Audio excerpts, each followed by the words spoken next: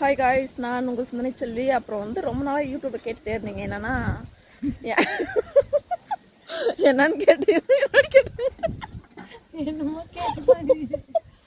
என்னமோ கேட்டீங்க.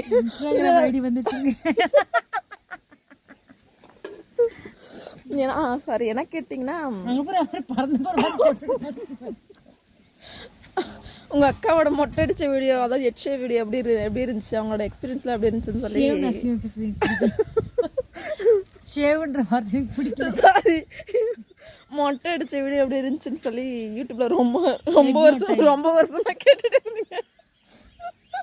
அதுக்கு அவங்க வந்து நான் மொட்டையாக இருக்கும்போது பதில் சொல்ல மாட்டேன், கொஞ்சம் முடி வளர்ந்த பிறகு தான் பதிலே சொல்லுவேன் அப்படின்னு சொல்லிட்டு இப்போ வீடியோக்கு வந்து ரிப்ளை பண்ண ரெடியாக தான் இருக்காங்க. இப்போ நம்ம அவங்கக்கிட்ட போய் அவங்களோட எக்ஸ்பீரியன்ஸில் எப்படி இருந்துச்சுன்னு கொஞ்சம் கேட்டு தெரிஞ்சுப்போம். கொஞ்சம் அவங்க ஷையாக தான் ஃபீல் பண்ணுவாங்க, கொஞ்சம் அட்ஜஸ்ட் பண்ணிக்கோங்க சரிங்களா.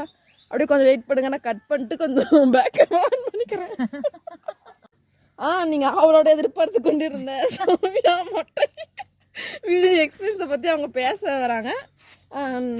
உங்களோட மொட்டை அடிச்சு எங்களை தான் ஹலோ சௌமியா, உங்களோட மொட்டை அடித்த எக்ஸ்பீரியன்ஸில் எப்படி இருந்துச்சு? என்னோட சப்ஸ்கிரைபர்லாம் கொஞ்சம் கேட்டே இருந்தாங்க வீடியோ போட்டதுலேருந்து.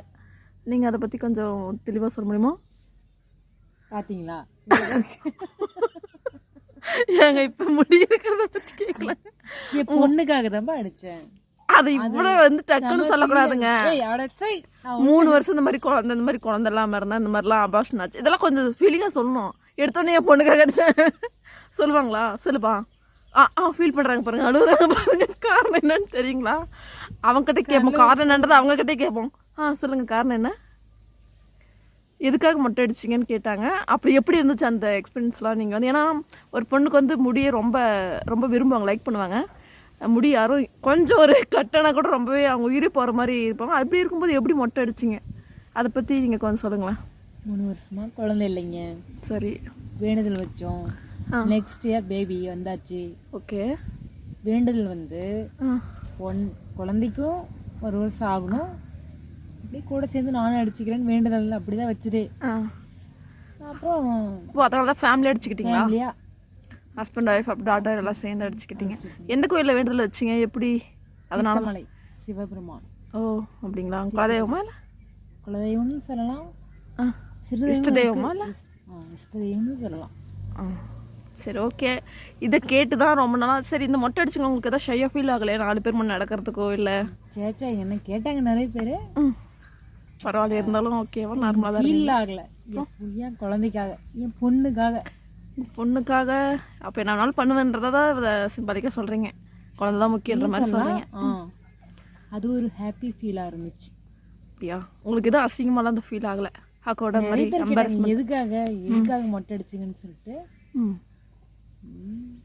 நான் அதுக்கு எனக்கு பெரிய விஷயமா தெரியல. ஓ அப்படிங்களா? சரி, ஓகே, தேங்க்யூ. ஏன்னா இவ்வளோ நாளாக கெட்டே இருந்தாங்க, இப்போ தான் என்னால் எடுக்க முடிஞ்சிச்சு. அதுவும் இல்லாத மீண்டும் செகண்ட் பேபி வேறு வந்ததுனால உங்களால் என்னை வந்து கான்டாக்ட் பண்ணவே முடியல. உங்களை எப்படி சொல்கிறது, குழந்தைய பார்த்துக்கிட்டே இருந்தீங்க. இப்போ அந்த பையன் தூங்கின பிறகு தான் எடுக்க முடிஞ்சது. இருந்தாலும் நன்றி. அவனுக்கும் மொட்டை அடிக்கணும். அப்போ நான் இல்லை, என் வீட்டுக்கார், என் பொண்ணு, என் பையன். ஓ, பாப்பா வேண்டுதல் வச்சிருக்காளா நெக்ஸ்ட் அந்த பையனுக்காக? இல்லை இல்லைங்க, ஓ ஃபேமிலியை மட்டும் அடிக்கிறீங்களா? அவளுக்கு இன்னொரு குலதெய்வத்துக்கிட்ட, இன்னொரு குலதெய்வம்னா சிறு தெய்வம் அப்படின்னு சொல்லுவாங்க. சரி, எப்படியோ ஒன்று ஃபேமிலியாக மொட்டை அடிச்சுனே திருவிங்க வருஷம். பாப்பாவுக்கு மொத்தம் 3 மொட்டை வேண்டுதல், 1 மொட்டை தான் போயிருக்கு, 2 மொட்டை அப்படியே பேலன்ஸ் இருக்குது. சிறிதெய்வம் ஒன்று, அப்புறம் ஊர்லேயே மாரியம்மா முன்னாடி கோயில், அந்த கோயிலுக்கு வேண்டுதல். சரி, ஓகே.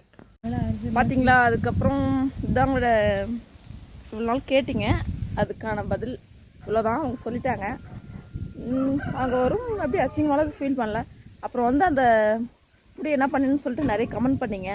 அது நாங்கள் நம்ம ஒன்றும் பண்ண முடியாதுங்க. அங்கே அந்த கோவிலோட நிர்வாகமே எடுத்துப்பாங்க. நம்மளுக்கு அவ்வளோதான், அங்கே முடிஞ்சாவே அவ்வளோதான், மொட்டை அடிச்சிட்டாவே முடிஞ்சு. அவங்களுக்கு சொந்தமானது அது. ஸோ கேன்சர் பேஷண்ட் இருக்காங்கல்ல, அவங்களுக்கு டொனேட் பண்ண சொல்லியிருந்தாங்க. அப்படியா? கேன்சர் பேஷண்ட் இருக்காங்க, அவங்களுக்கு டொனேட் பண்ணுங்கன்னு சொல்லிட்டு நிறைய கமெண்ட் வந்துச்சு. நல்ல விஷயம் தான், பட் ஆனால் அங்கே அப்படிலாம் பண்ண மாட்டாங்களே, கோயில் நிர்வாகம் ஏற்றுக்காத. ஏன்னா கோவிலில் தானே போய் அடிக்குது, அதனால வேண்டுதல் வச்சு. ஸோ இதுதான் அவங்களோட எக்ஸ்பீரியன்ஸ் சொல்லிட்டாங்க. உங்களோட கருத்து என்ன கமெண்ட் பண்ணுங்கள். நெக்ஸ்ட் வீடியோவில் பார்ப்போம். பாய், தேங்க்யூ. அண்ட் நான் உங்கள் அவ்வளோதான். ஏங்க நீங்கள் வந்து அவங்கள தப்பாக நினச்சிக்காதீங்க, சும்மா விளையாட்டு பண்ணுங்கிறாங்க.